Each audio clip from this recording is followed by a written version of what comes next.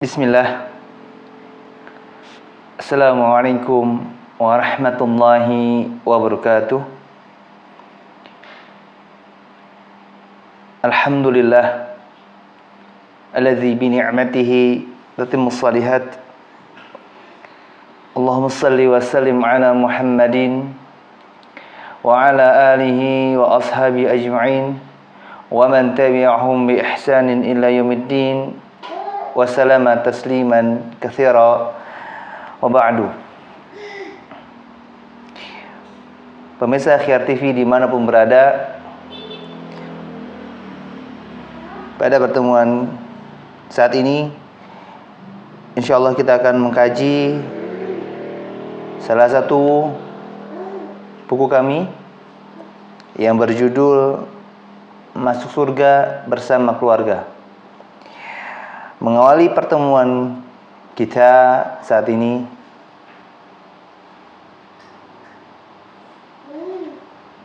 saya ingin membahas pendahuluan dari buku ini.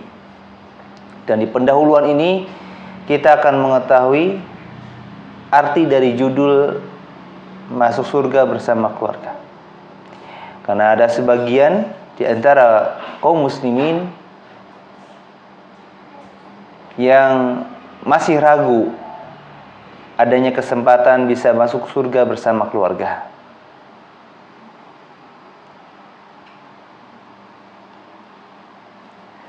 Apakah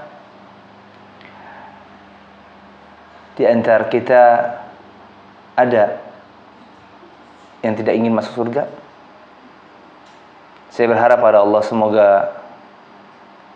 semua kaum muslimin termasuk kita berharap dan memiliki cita-cita yang tinggi agar bisa masuk surga, dan di antara surga-surga yang terindah adalah surga Firdaus.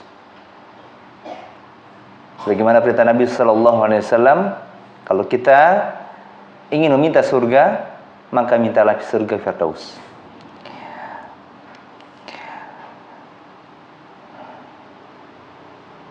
Sebagaimana Nabi SAW bersabda, "Inna fil jannati mi'ata darajatin a'addaha Allahu lil mujahidina fi sabilillah ma baina ad-darajataini kama baina as-sama'i wal ard fa idza sa'altumullaha fas'aluhu al-firdaus fa innahu awsatal jannah wa a'lal jannah arahu fawqahu arsyur rahman wa minhu tafajjaru anharul jannah." Atau kama qala sallallahu. Kata Nabi, di surga itu terdapat 100 tingkatan. Allah Azza wa Jalla menyediakannya untuk para mujahid di jalan Allah. Bahkan jarak antara keduanya seperti antara langit dan bumi. Maka sebab itu, kalau kalian ingin meminta kepada Allah, mintalah surga Firdaus. Karena sesungguhnya maksudnya adalah surga Firdaus adalah surga yang paling tengah dan paling tinggi.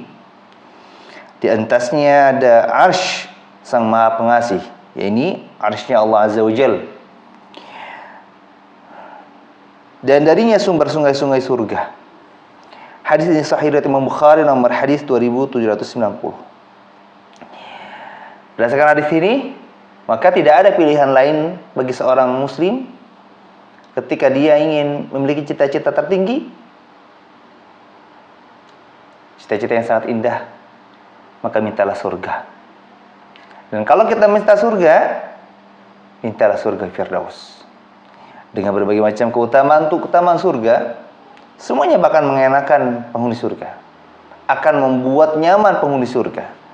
Tapi kalau kita masih memiliki kesempatan mendapatkan surga yang spesial, maka mintalah surga Firdaus.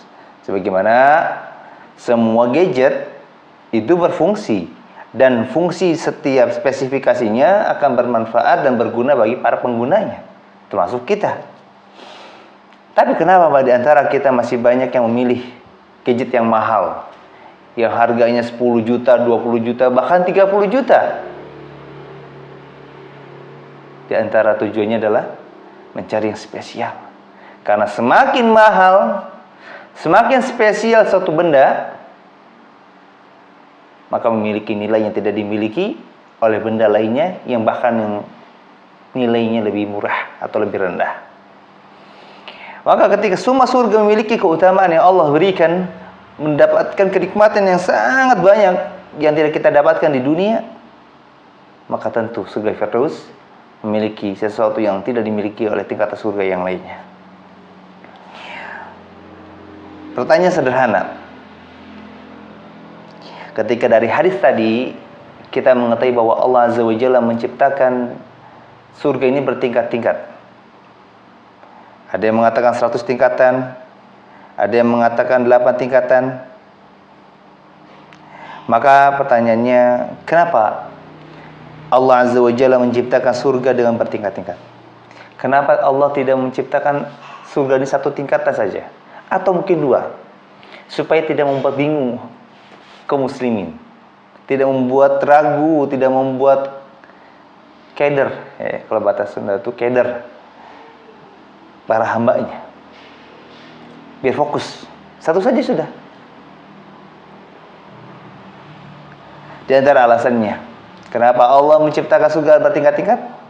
Karena Allah Azza wa Jalla ingin melihat di antara para hambanya yang memiliki semangat, antusias untuk mendapatkan surga-surganya tersebut. Kenapa suatu perlombaan ada juara 1, 2, dan 3? Kenapa tidak hanya juara 1? Karena ingin dilihat di antara peserta yang mengikuti perlombaan tersebut mana yang sungguh-sungguh. Setidaknya yang usahanya sangat optimal, dia bisa mendapatkan juara 1. Ketika kurang optimal, minimalnya bisa mendapatkan juara 2. Kalau tidak optimal, minimalnya juara 3. Inilah di antara maha pemurahnya Allah Azza wa Jalla. Allah sangat mengetahui kondisi hambanya. Dan ingat, perlombaan mendapatkan surga tidak seperti perlombaan mendapatkan hadiah dalam suatu kejuaraan. Kalau kejuaraan tidak mendapatkan 3, ya sudah, gugur atau kalah. Tapi kalau surga tidak. Selama kita mematuhi syariat Allah Azza wa Jalla, mengikuti sunnah Nabi Sallallahu Alaihi Wasallam, dan Allah karuniakan kita rahmatnya sehingga kita bisa masuk surga, maka surga apapun yang kita dapatkan akan sangat membahagiakan hati kita. Allah Azza wa Jalla berfirman, "Wa fi dzalika falyatanafasil mutanafisun." Ini latar belakang Allah menciptakan surga bertingkat-tingkat. Kata Allah, untuk mendapatkan keindahan surga seharusnya manusia itu berlomba-lomba. Quran surah Al-Mutaffifin ayat 26. Allah yang memerintahkan kita, kalau mau mendapat surga, berlomba-lomba. Jangan pernah merasa saya sudah pernah beribadah, saya sudah pernah sholat, saya sudah pernah puasa, saya sudah pernah menolong orang, saya sudah pernah meminjamkan orang berupa harta-harta saya, benda-benda yang saya miliki. Kata pernah tidak cukup untuk masuk surga Allah Azza wa Jalla. Yang membuat seseorang bisa masuk surga adalah kata selalu, senantiasa, bukan pernah. Maka kita berdoa kepada Allah Azza wa Jalla, semoga kita tidak menjadi seorang muslim yang pernah berbuat baik, menjadi seorang muslim yang pernah menyembah Allah Azza wa Jalla, menjadi seorang muslim yang pernah menolong hamba Allah Azza wa Jalla. Tapi jadilah seorang muslim yang selalu menyembah Allah, selalu menolong hamba-hamba Allah. Karena di antara kunci masuk surga adalah salih. Meskipun nanti kita akan membahas bahwa syarat masuk surga tidak cukup hanya dengan amal saleh, tapi memerlukan rahmat Allah Azza wa Jalla. Tapi setidaknya ketika seorang berupaya terus beribadah kepada Allah, itu akan menjadi salah satu syarat dan kemudahan dari Allah. Dia bisa berada di atas keislaman yang benar. Dengan sebab itu Allah akan masukkan dia ke dalam surganya insyaallah.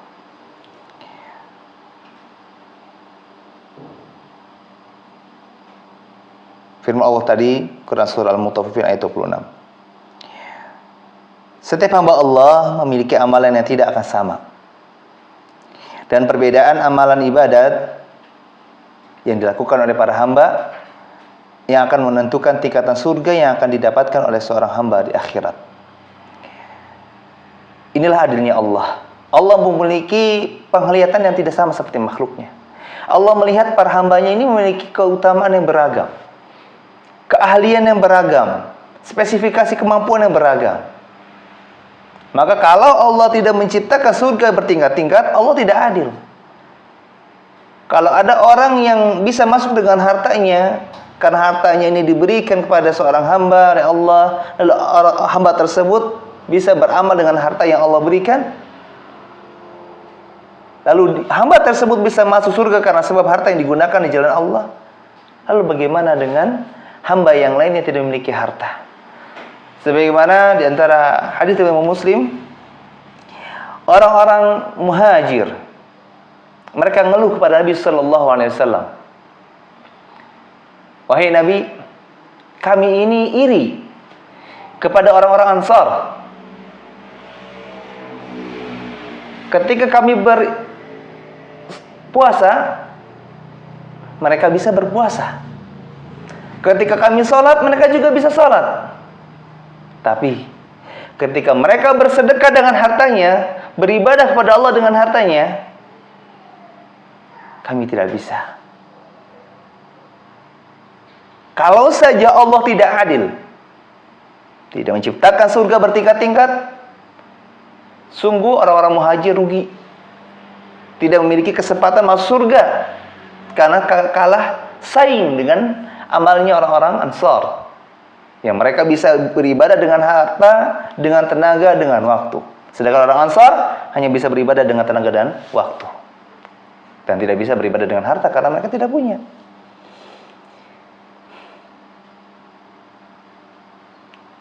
Akhirnya Nabi SAW memberikan suatu solusi.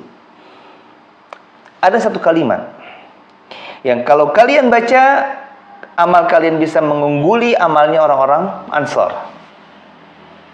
Ya, ini dengan membaca tasbih 33 kali, tahmid 33 kali, takbir 33 kali.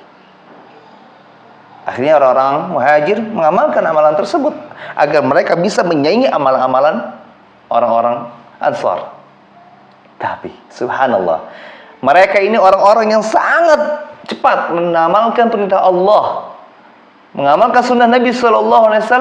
Ketika mereka melihat adanya perintah Allah Azza wa Jalla, wa fi dzalika falyatanafasil mutanafisun, berlomba-lomba kalau ingin masuk surga. Maka orang-orang Ansar ketika melihat dan mendengar orang-orang muhajir mengamalkan suatu amalan yang dikatakan oleh Nabi SAW bisa mengungguli amalan mereka, akhirnya orang-orang Ansar juga tidak kalah. Mereka juga mengamalkan amalan seperti amalan orang muhajir. Orang Ansar juga mengamalkan zikir tadi, membaca tasbih 33 kali, tahmid 33 kali, dan takbir 33 kali. Apa yang terjadi? Akhirnya orang Ansar bisa mengungguli kembali orang-orang muhajir. Akhirnya orang muhajir geleng-geleng kepala, kalah lagi kita ini. Tapi ingat, karena adilnya Allah Azza wa Jalla menciptakan tingkatan surga yang sangat beragam, yang sangat banyak, akhirnya orang-orang muhajir juga masih punya kesempatan masuk surga. Orang-orang Ansar juga masih punya kesempatan untuk masuk surga. Dan yang tidak masuk surga siapa? Yang mereka tidak mau mengamalkan syariat Allah, yang mereka tidak mau beribadah kepada Allah dengan ikhlas, dengan mengikuti tuntunan Nabi Sallallahu Alaihi Wasallam. Ya. Inilah di antara motivasi kenapa kita harus masuk surga. Kalau kita melihat ada sesuatu ini perintah Allah terlalu berat, mungkin kita bisa mengingat keutamaan-keutamaan surga, keindahan-keindahan surga, kenikmatan-kenikmatan surga, sehingga kita bisa lebih termotivasi dan kita pun menyadari, lagi-lagi ini semata karena perintah Allah Azza wa Jalla.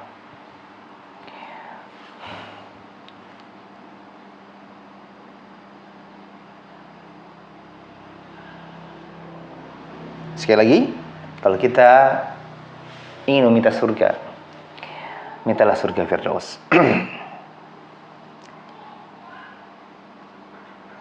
Bahkan dalam riwayat yang lain Nabi sallallahu alaihi wasallam bersabda, "Al-Firdausu rawbatul jannati wa awsatuha wa afdalaha." Aqama sallallahu. Firdaus, maksud surga Firdaus adalah surga yang paling tinggi, yang paling bagus dan yang paling utama. Hadis riwayat Imam Tirmidzi nomor hadis 3174. Kemudian setelah kita mengetahui sekilas tentang keindahan surga Firdaus, maka tentu jangan biarkan hanya diri kita yang bisa memasukinya, tapi ajak juga pasangan hidup kita serta anak keturunan kita agar bisa bersama masuk surga dan masuk dalam surga Firdaus. Agar kita dan mereka bisa merasakan berbagai kenikmatan dan keindahan yang sudah Allah sediakan di dalam surga Firdaus. Dan jangan pernah termakan dengan asumsi, dengan suatu pendapat, dengan suatu kata-kata manis. Saya mah masuk surga saja sudah untung. Sudahlah, jangan neko-neko. Ini kalimat yang menjebak. Kalimat yang memiliki banyak syubhat.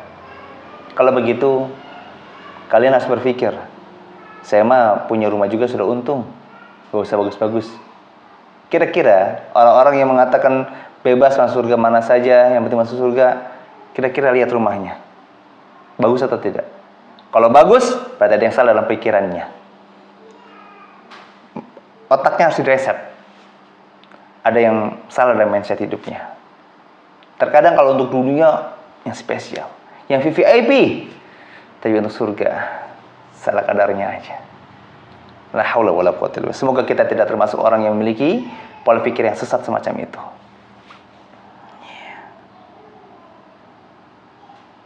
Jangan sampai keindahan hubungan cinta di antara kita dan keluarga kita bersama istri, bersama anak hanya terjalin di saat kita hidup di dunia. Buatlah keindahan cinta tersebut bisa terjalin dan terus terjalin meskipun kita sudah tidak hidup di dunia. Allah Azza wa Jalla berfirman, "Jannatu 'adni yadkhulunaha wa man salaha min abaihim wa azwajihim wa dzurriyyatihim." Kata Allah bahwa di dalam surga Aden yang mereka masuk ke dalamnya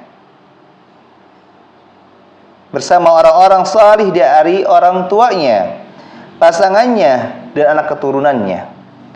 Quran surah Ar-Ra'd ayat 23. Ini menjadi dalil utama dari bahasan buku ini, bahwa satu keluarga bisa terus bersama di dunia dan di akhirat. Satu keluarga bisa masuk surga bersama.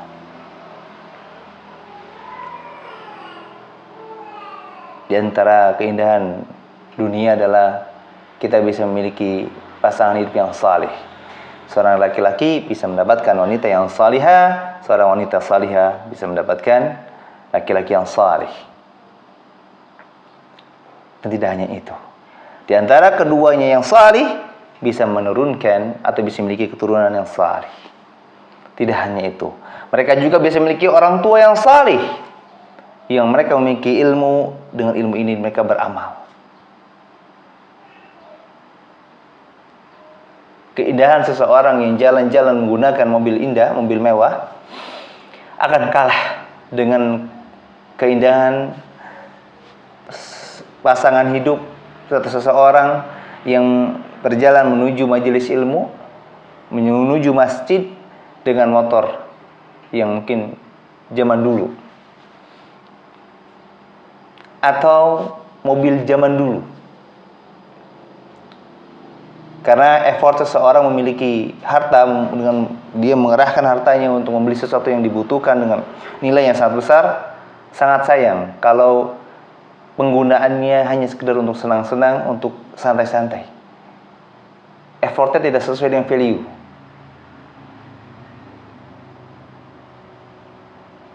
Fungsinya tidak maksimal. Buktinya banyak orang-orang yang berkelapangan, mereka memiliki motor tidak cukup satu. Kenapa? Ada yang motor khusus untuk touring, ada motor khusus untuk ke minimarket atau ke pasar. Kenapa mereka harus memisahkan kebutuhan ini? Karena mereka berpikir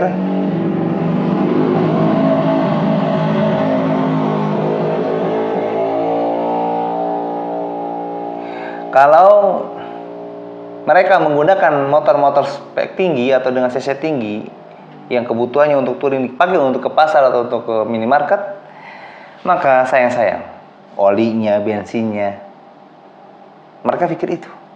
Makanya mereka berpikir membeli satu kendaraan lagi multimatic yang lebih praktis, lebih hemat perawatannya untuk kebutuhan ke pasar, ke tempat-tempat yang kumuh misalkan, atau ke minimarket. Inilah pola pikir yang perlu diluruskan dan dilengkapi. Kalau kita sudah bisa berpikir seperti itu, berpikir pula lah bahwa sangat sayang kalau kita memiliki banyak beragam kemampuan dari waktu, tenaga, dan harta, tapi tidak digunakan untuk sarana masuk surga.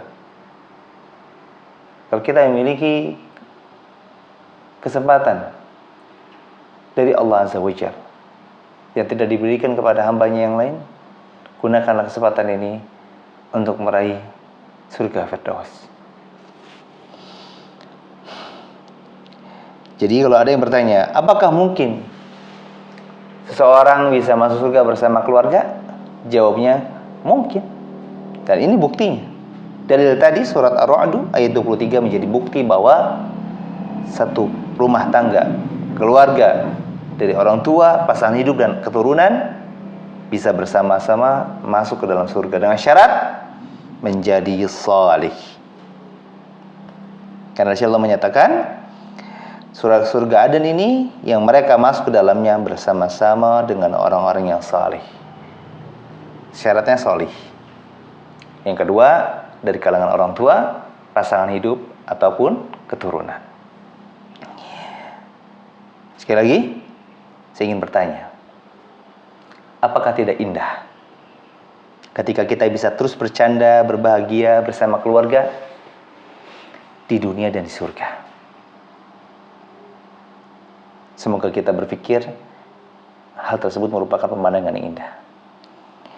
Maka segera ubahlah konsep hidup kita bersama keluarga kita, pasangan hidup kita, keturunan kita, yang semula hanya mencintai sehidup semati, maka ubahlah menjadi mencintai sehidup sesurga. Karena kalau sehidup semati, ketika sudah mati ya sudah berpisah.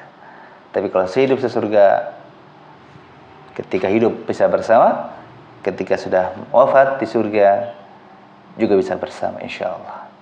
Karena ingat, teman yang salih saja bisa bermanfaat untuk kita, apalagi keluarga yang salih. Salah seorang ulama salaf pernah berkata kepada murid-muridnya, kalau kalian tidak melihatku di surga, maka tanyalah kepada Allah, di mana diriku? Kalau kalian temui diriku di neraka, mintalah kepada Allah agar aku bisa mengikuti kalian masuk dalam surga. Angkatlah tanganku, bawalah tanganku menuju surga. Ini pesan dari seorang yang salih untuk teman yang salih.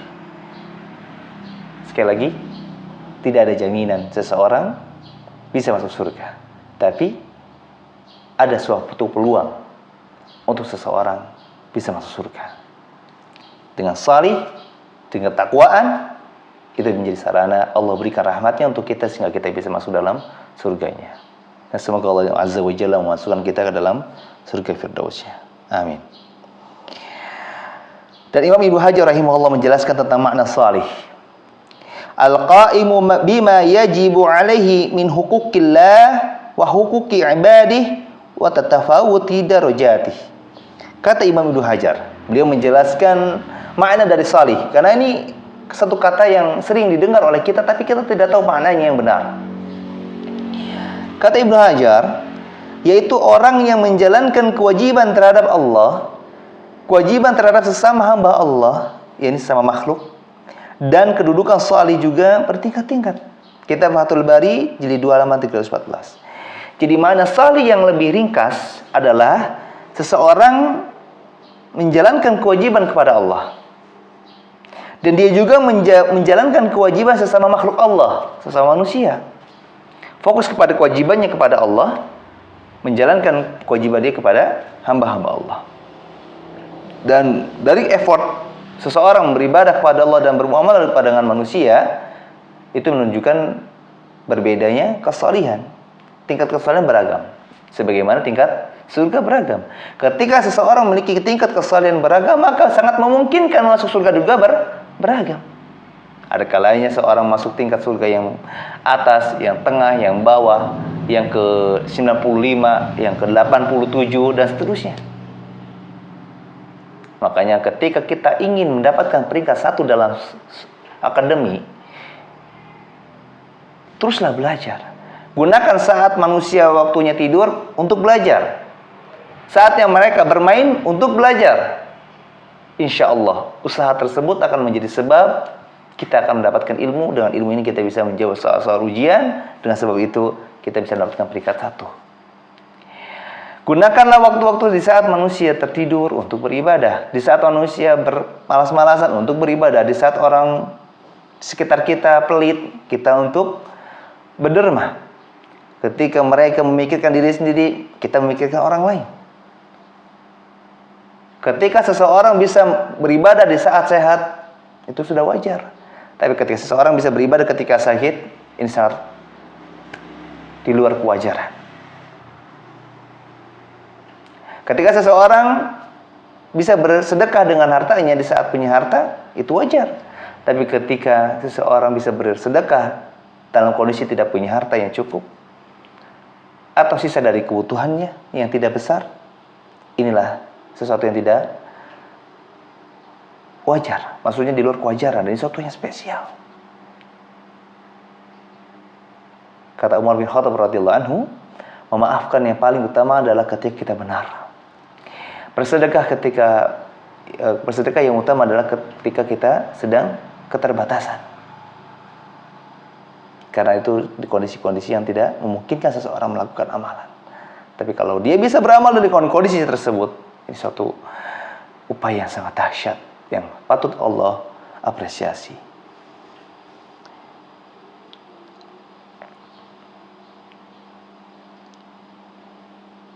Sehingga untuk menjalankan konsekuensi dari makna salih, tidak hanya cukup bermodalkan rasa mau, saya mau salih. Itu tidak cukup. Tapi harus diiringi juga dengan ilmu. Karena dengan ilmu kita akan tahu perbuatan mana yang boleh dilakukan, perbuatan mana yang tidak boleh dilakukan. Dengan ilmu kita tahu kapan kita bicara, kapan kita diam.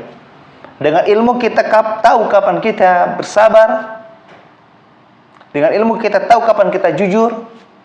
Dengan ilmu kita tahu kapan kita tertawa. Dengan ilmu kita tahu kapan kita tersenyum. Dengan ilmu kita tahu kapan kita untuk diam. Dengan ilmu kita juga tahu kapan kita harus menundukkan pandangan. Tapi kalau tidak tahu ilmu, semuanya akan salah. Seorang pengendara, dia akan melewati jalan yang terdapat marka jalan lingkaran merah lalu strip merah. Tandanya apa? Jalan perboden, jalan satu arah, dan kita yang dari seberang arah tidak boleh melintas ke jalan tersebut. Kalau melintas, pelanggaran, dan sangat memungkinkan untuk ditilang oleh polisi. Orang-orang yang seperti ini sangat besar karena tidak tahu. Saya pernah di tahun 2012 atau 13, 10 tahun yang lalu, Masya Allah, la quwwata illa billah. Qadarullah ma syaa fa'al. Saya berkeliling di kota Cirebon bersama teman. Dia bukan orang Cirebon. Karena dia itu motor dia, akhirnya saya dibonceng. Singkat cerita, sudah masuk ke kota Cirebon. Sekarang kami fokus melihat sekitar kanan kiri mencari toko yang dibutuhkan. Kami melintas lampu merah, kami belok. Lalu dari belakang disusul oleh polisi dan menegur, "Permisi Pak, bisa ke samping sebentar?" Kami ke samping. Karena kami merasa lengkap, helm ada, SIM ada, STNK ada, kami santai gitu kan. "Maaf Bapak, bisa ikut kami ke pos?" Lalu bertanya, "Ada apa Pak? Apa yang kesal dari kami?" Kalau dia bilang, "Bapak tahu jalan yang tadi Bapak lintasi itu adalah jalan satu arah. Dan sekarang masih berlaku jalan itu." Saya orang Cirebon tapi tidak tahu. Dan orang yang mengemudinya juga tidak tahu. Karena apa? Pertama, karena tidak tahu ada marka di situ karena nggak kelihatan. Yang kedua, mungkin pada saat itu wawasan kami terhadap lalu lintas sangat terbatas.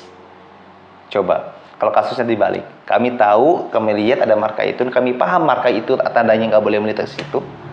Insya Allah kami tidak akan melintas ke situ. Kan begitu. Seseorang itu salah karena dia tidak tahu. Makanya ada satu nasihat dari para ulama, ya, kenalilah keburukan agar kita terhindar dari keburukan tersebut.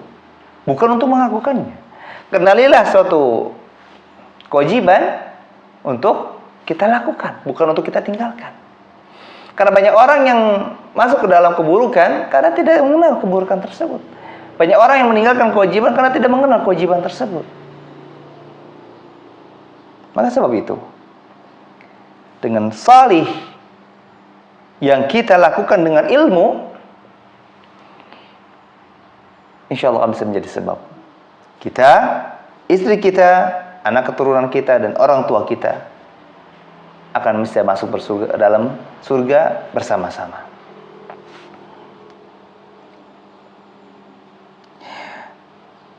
Karena Nabi Shallallahu Alaihi Wasallam bersabda, "Talabul ilmi faridatun ala kulli muslim." Menuntut ilmu adalah wajib hukumnya bagi setiap orang yang beragama Islam. Hadis riwayat Ibnu Majah nomor hadis 224. Berdasarkan hadis ini, Nabi SAW memberikan suatu perintah untuk kita bahwa menuntut ilmu itu wajib bagi setiap orang yang mengaku beragama Islam. Kalau kita merasa kita ini seorang muslim, kita mengaku kita tuh muslim, beragama Islam, maka konsekuensi dari pengakuan tersebut adalah kita harus rajin menuntut ilmu. Semoga Allah Azza wa Jalla menjadikan ilmu-ilmu yang sudah kita pelajari menjadi ilmu yang bermanfaat. Bermanfaat untuk diri kita, keluarga kita, dan orang lain. Bermanfaat di dunia dan bermanfaat juga di akhirat. Amin. Dan sangat pentingnya peran ilmu. Allah Azza wa Jalla berfirman, "Wa qul rabbi zidni ilman." Dan katakanlah, wahai Rabbku, tambahkanlah ilmu kepadaku. Quran surah Thaha ayat 114. Dan Imam Ibnu Hajar rahimahullah juga menjelaskan firman Allah Ta'ala tersebut tentang meminta tambahan ilmu mengandung dalil yang tegas tentang keutamaan ilmu. Karena sesungguhnya Allah Azza wa Jalla tidaklah memerintahkan Nabi-Nya Sallallahu Alaihi Wasallam untuk meminta tambahan sesuatu kecuali ilmu. Adapun yang dimaksud dengan kata ilmu di sini adalah ilmu syar'i, ilmu tentang Islam, yaitu ilmu yang akan menjadikan seorang mukallaf, seorang muslim mengetahui kewajibannya berupa masalah-masalah ibadah dan muamalah. Kalau ibadah berkaitan dengan Allah, kalau muamalah berkaitan dengan hamba Allah atau makhluk Allah atau manusia. Juga ilmu tentang Allah dan sifat-sifatnya, hak apa saja yang harus dia tunaikan dalam beribadah kepada Allah dan mensucikannya dari berbagai kekurangan. Fathul Bari jilid 1 halaman 92. Berdasarkan hadis penjelasan dari Ibnu Hajar ini bahwa kalau saja ilmu tidak memiliki keutamaan yang mulia, tentu tidak akan diminta oleh Nabi Sallallahu Alaihi Wasallam. Nabi meminta suatu tambahan, diantaranya tambahan ilmu. Kalau saja ilmu tidak mulia, tidak memiliki keutamaan, Allah Azza wa Jalla tidak akan memerintahkan Nabi Sallallahu Alaihi Wasallam untuk meminta tambahan ilmu. Pasti akan minta yang lain, minta istri, minta anak. Tapi yang Nabi minta adalah ilmu.